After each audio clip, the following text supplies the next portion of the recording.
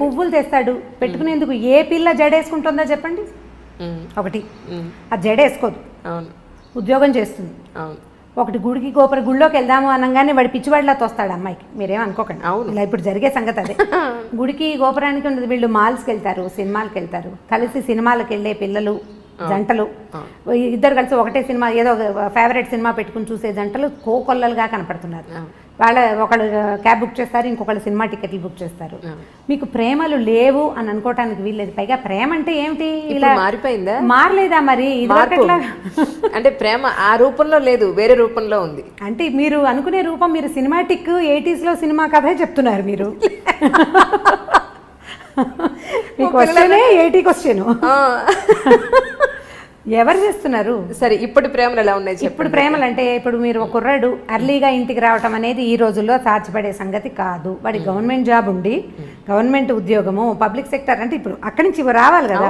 ఇప్పుడు రకరకాల సాఫ్ట్వేర్ ఉద్యోగాలు, రకరకాల హోటల్స్లోవి, లేకపోతే హోటల్ మేనేజ్మెంట్వి, ఈ ఉద్యోగాల వాళ్ళందరి టైమింగ్స్ రాత్రి 9 తర్వాతే కదా. సాయంకాలం 5:30, 6 గంటలకి ఇంటికి వస్తాడు అనుకుందాం ఒక అబ్బాయి. అమ్మాయి ఏం పని పాట చేయదు, ఇంట్లో కూర్చున్న అమ్మాయిలు ఉన్నారా ఇప్పుడు? ఏదో ఒక చిన్నదో పొన్నదో ఉద్యోగం చేయాలనుకుంటుంది. అది చచ్చినో దేవుడా అన్నట్టు వస్తుంది. అప్పుడు వీడి చేతులేసి దగ్గర తీసుకుంటానంటే చచ్చి వచ్చాను ఏమిటి నువ్వు చేతులు వేస్తావు అనరు? అవును అంటారా? అనరా? ఖచ్చితంగా అంటారు. అవును కదా. ఇప్పుడు ఈ 80 ప్రేమ కహాని ఇప్పుడైతే నడవదు. అవును. ఇప్పుడు మనకు నడిచేది ఏమిటంటే వీళ్ళిద్దరూ కొట్టుకు చావకుండా ఉండటమే ప్రేమ, అంతే. ఈ కొట్టుకు చావకుండా ఉండాలంటే నీ ఉద్యోగం టైమింగ్స్ వేరు, నా ఉద్యోగం టైమింగ్స్ వేరు. మీ ఆఫీస్లో హాయిగా ఉంటుంది, మా ఆఫీస్లో కాల్చుకు తింటున్నారు, ఇలాంటి పాయింట్లు. లేదా నీకు ఉద్యోగం, నీకు ఒక 15,000 జీతం పెరిగింది, నాకు 10,000 పెరిగింది, అలాంటి విషయాల మీద పోట్లాడుకోకుండా ఉండి వీళ్ళు పేరెంట్స్ని ఎంతసేపు మధ్యలోకి తీసుకొచ్చి మీరు పెళ్లి చేశారు. ఇది ఇప్పుడు లవ్ మ్యారేజ్ అయితే వేరే కథ అనుకోండి. ఇప్పుడు అరేంజ్డ్ మ్యారేజ్ అయితే అమ్మ నాన్న చేరుతుంటారు కదా మధ్యలో, వాళ్ళని ఎంతసేపు ఏమంటారు పంచాయతీలకు పిలవకుండా ఉంటే దాన్నే ప్రేమ అనుకోవాలి ప్రస్తుతం. ఏ పంచాయతీ లేదంటే వాళ్ళు ప్రేమగా ఉన్నట్టు. మీకు ప్రేమ అంటే ఇబ్బంది పెట్టకుండా ఉండటము ప్రేమ, అంతేగాని సినిమా చూపించటమో, బయటికి తీసుకెళ్ళటమో, ఏదైనా తినిపించటమో దాన్ని పూర్తి స్థాయి ప్రేమగా అనుకోవటం మనకి వీల్లేదు. ఇప్పుడు ఇబ్బంది పెట్టకూడదు, సతాయించకూడదు, ఎంతో కొంత హెల్ప్ఫుల్గా ఉండటం, దాన్నే ఈ రోజుల నాటికి ప్రేమని అనుకోవాలనిపిస్తుంది నాకు.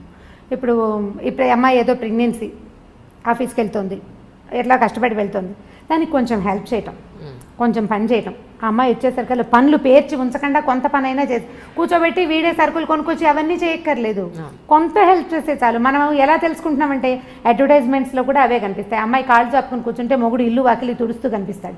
అది చూసి వీళ్ళు నువ్వు అలా తుడవట్లేదు అంటే ఎవరు తుడుస్తారు? ఎక్కడైనా జరుగుతుందా అట్లా?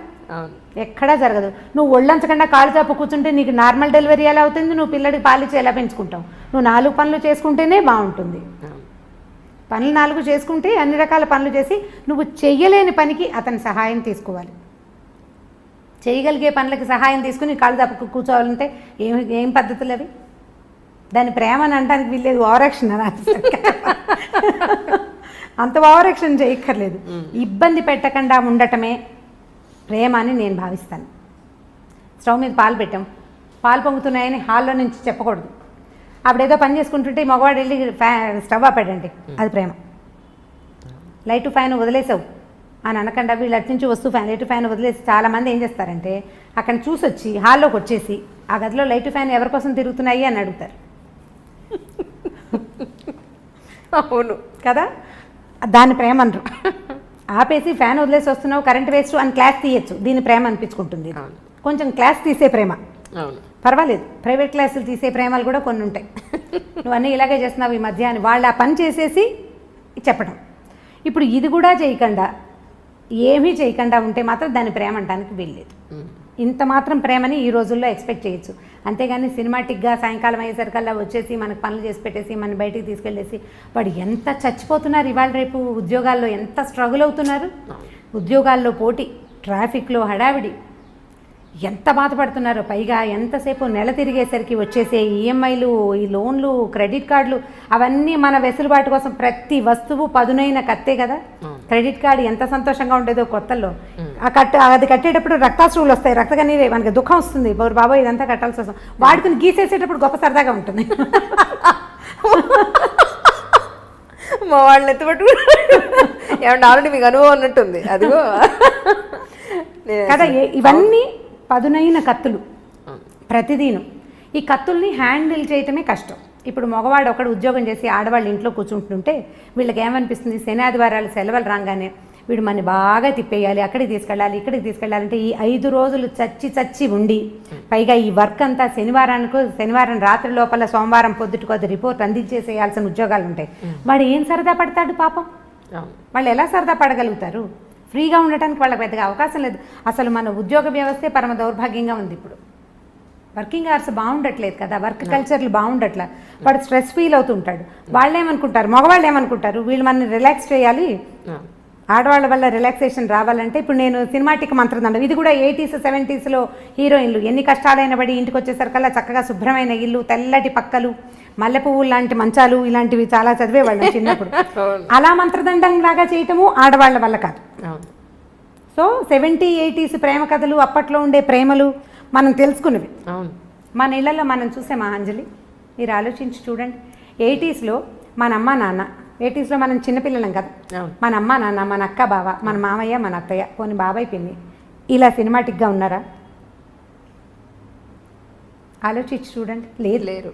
అప్పుడు బాధ్యతలు, పనులు విపరీతంగా, పనే పాట. ఇప్పుడు మనకి ఏమీ లేవు పనులు. మగవాళ్ళకి పనులు తక్కువే, ఆడవాళ్ళకి పనులు తక్కువే. మనకి విపరీతంగా ఉన్నది డ్రైవింగ్, పొల్యూషన్, స్ట్రెస్, ప్రతిదానికి అవే హెచ్చుగా ఉన్నాయి. మరి ఇప్పుడు అప్పట్లో బాధ్యతల వల్ల ప్రేమలు తక్కువగా ఉండేవి, సినిమాటిక్ ప్రేమలు లేవు. ఇప్పుడు స్ట్రెస్ వల్ల సినిమాటిక్ ప్రేమలు తక్కువగా ఉంటున్నాయి. మనం స్ట్రెస్సే ఎక్కువ తీసుకుంటున్నాం. ఇప్పుడు శని ఆదివారాలు ఉన్నాయనుకుందాం మన దగ్గర, పోనీ ఒక ఆదివారం ఉంది, దాన్ని సగం చేసుకోవడానికి ట్రై చేయండి. మనం ప్రేమని కొంచెం సినిమాటిక్గా సాధించగలుగుతాం. సగం చేసుకోవడం, పొద్దున పూట బయట తిరిగి, లేదా ఇప్పుడు బఫే బ్రేక్ఫాస్ట్లు అవి కనపడుతుంటాయి ఊళ్ళలో, సిటీలోనే, టౌన్స్లో కూడా ఉన్నాయిలేండి. విజయవాడ, గుడివాడ కూడా ఏం తీసుకోలేదు హైదరాబాద్ కంటే. అవి ఆదిలాబాద్లో లేదు కానీ మన నిజామాబాద్ అలాంటి ఊళ్ళల్లో కూడా ఉన్నాయి.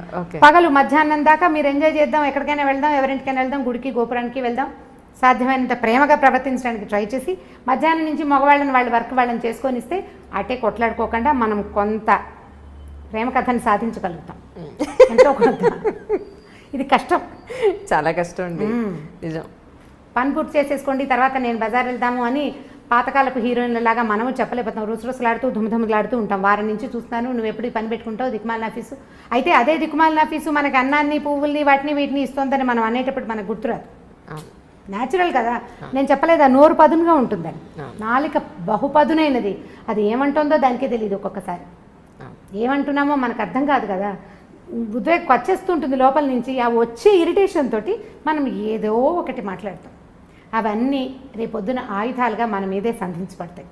నువ్వే మానేమన్నా ఉద్యోగం అంటే, వెధ ఉద్యోగం మానేసేయి అంటాం అనుకోండి.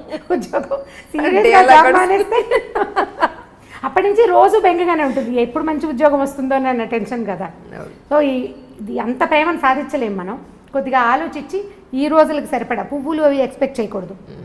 హిందీ సీరియల్స్ మీరు చూసారో లేదో, మేము ఆ మధ్య బాగా చూస్తుండేవాళ్ళం. మా పని మనిషికి చాలా ఇంట్రెస్ట్, రాగానే సీరియల్ పెట్టంటుండే, అది చాలా బాగుందని. వాడు ఇంటికి రాగానే కుర్రాడు గులాబీ పువ్వు పట్టుకొచ్చిస్తాడు. రోజు ఏం చేస్తారు, మావారు అంటాడు, చెవిలో పెట్టుకోమంటున్నాడు. ప్రతిరోజు ఒక గులాబీ మొగ్గ పట్టుకొచ్చి ఇస్తుంటాడు. అంటే బయట నుంచి వచ్చేటప్పుడు పువ్వులు పట్టుకొచ్చి ఇవ్వటం, ఆవిడని శాంతింప చేయాలంటే పువ్వులు పట్టుకొచ్చి ఇవ్వాలి. మా పని మనిషి అడిగేది, అమ్మ మనం ఒక మూర కొంటే సరిపోతుంది, ఈ బంచి ఏ 100 రూపాయలు ఉంటుంది, మూర 10 రూపాయలకి వస్తుంది. తమిళ సినిమాల్లో కనిపిస్తాయి పువ్వులు పట్టుకొచ్చి ఇస్తూ ఉండటం.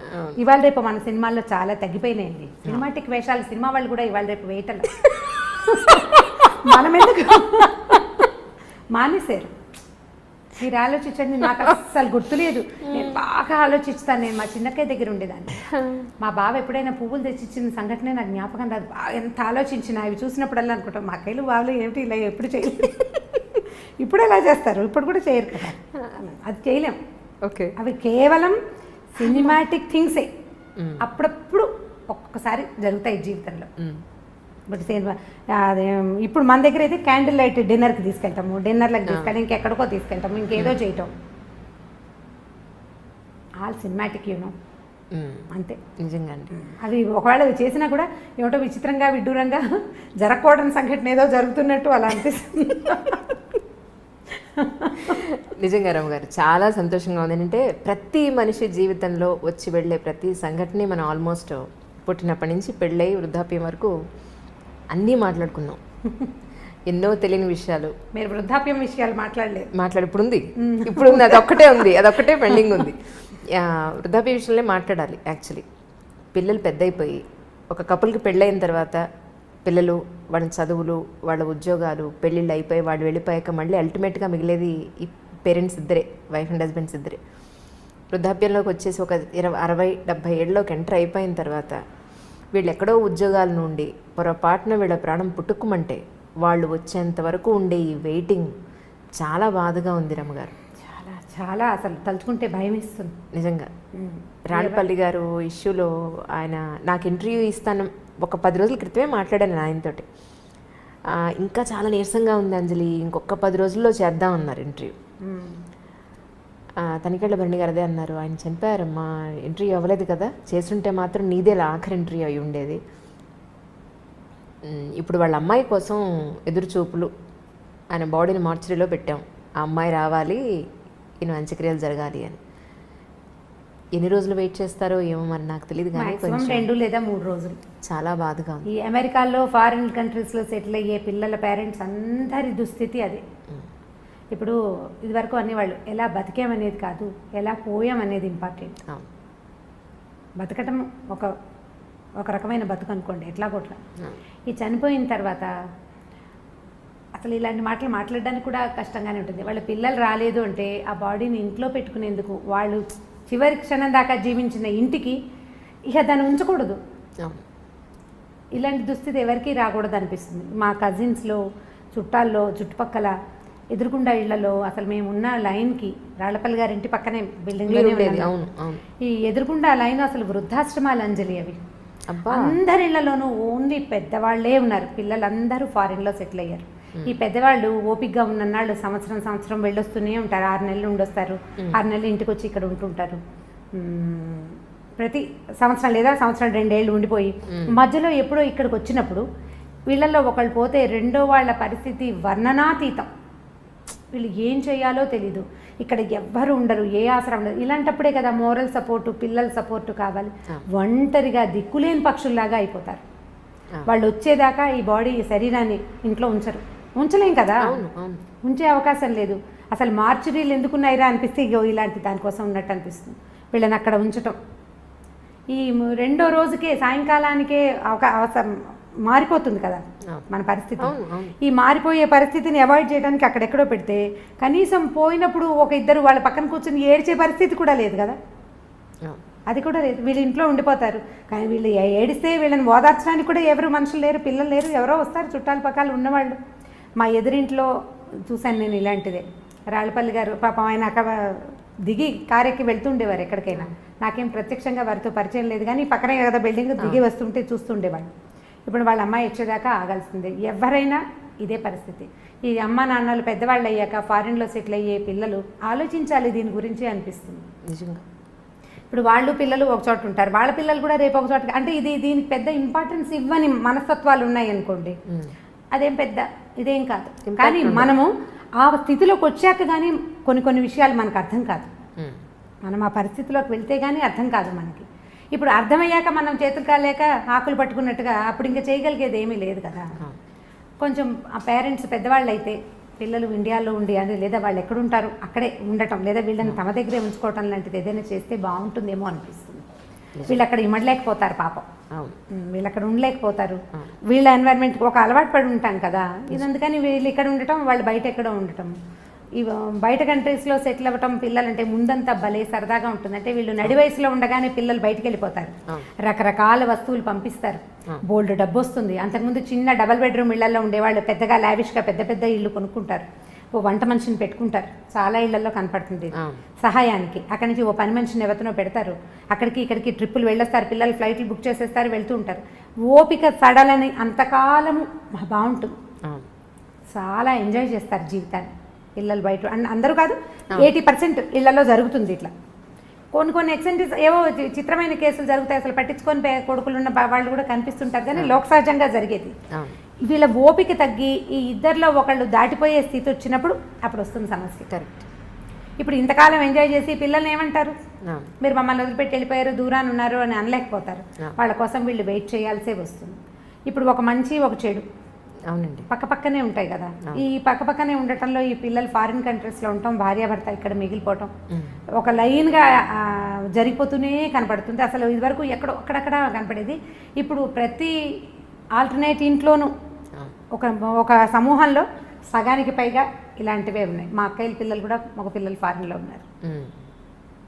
మా పరిస్థితులు కూడా అదే. కొన్నాళ్ళు పోయాక మేము కూడా అదే లైన్లోకి వెళ్తామని అనిపిస్తుంటుంది. మా అక్కయ్యలు పెద్దవాళ్ళు కొంచెం చాదస్తంగా కాస్త ధోరణిగా బిహేవ్ చేస్తే ఓ 10 ఏళ్ళు పోయాక నేను కూడా ఇంతేనేమో అనిపిస్తుంది. 10 ఏళ్ళు అలాగే అవుతాం కదా. ఇప్పుడు మీరు పై వాళ్ళని చూసే అవకాశం లేకపోతే చాలా నేర్చుకోలేము అంజలి. మనం మన ముందు తరాన్ని ఫ్రీక్వెంట్గా చూసే అవకాశం ఉంటే మనం జీవితాన్ని చాలా తెలుసుకోగలుగుతాం, చాలా నేర్చుకుంటాం, ఎక్కువ తెలుస్తుంది. ఇప్పుడు నాకు ఎక్కువ తెలియటానికి కారణం నా ముందున్న తరాలన్నీ నాకు క్లోజ్గా ఉండటమే. నాకు అదొక అదృష్టమే.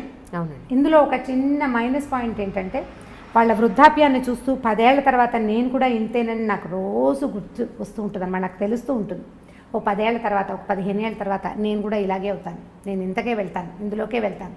మామూలు జనాలకు ఆ అవకాశం ఉండదు, పెద్దగా తెలుసుకోరు, సరదాగా తిరిగేస్తూ ఉంటారు. ఎవరన్నా పెద్దవాళ్ళు కనిపిస్తే వాళ్ళు సీనియర్ సిటిజన్స్గా తోస్తారు. నాకు సీనియర్ సిటిజన్స్ అనిపించదు, మాకు అక్కయ్యలాగానే తోస్తారు, అదే అలవాటు కదా. వీళ్ళని చూసి చూసి వచ్చింది 10 ఏళ్ళు పోయాక. ఇప్పుడు మా అబ్బాయిలే నాకు చెప్తారు, అమ్మ 10 ఏళ్ళు పోయాక నువ్వు విజయపెద్దంలాగా అయిపోతావు, ఇప్పుడే చంపేస్తున్నావు నువ్వు. ఇలా అవుతూ మన జీవితాలు కూడా ఇందులోకి వెళ్ళవలసిందే. మనం తెలుసుకోవాల్సింది ఏంటంటే ఇవాళ యంగ్, ఎనర్జెటిక్గా, శుభ్రంగా, బ్రహ్మాండంగా, చాలా దృఢంతో ఉన్న మనము రేపొద్దున వెళ్ళే దారి మన ముందున్న దారే కానీ కొత్త దారి ఏది కాదు. అసలు సృష్టిలో కొత్తది లేదు,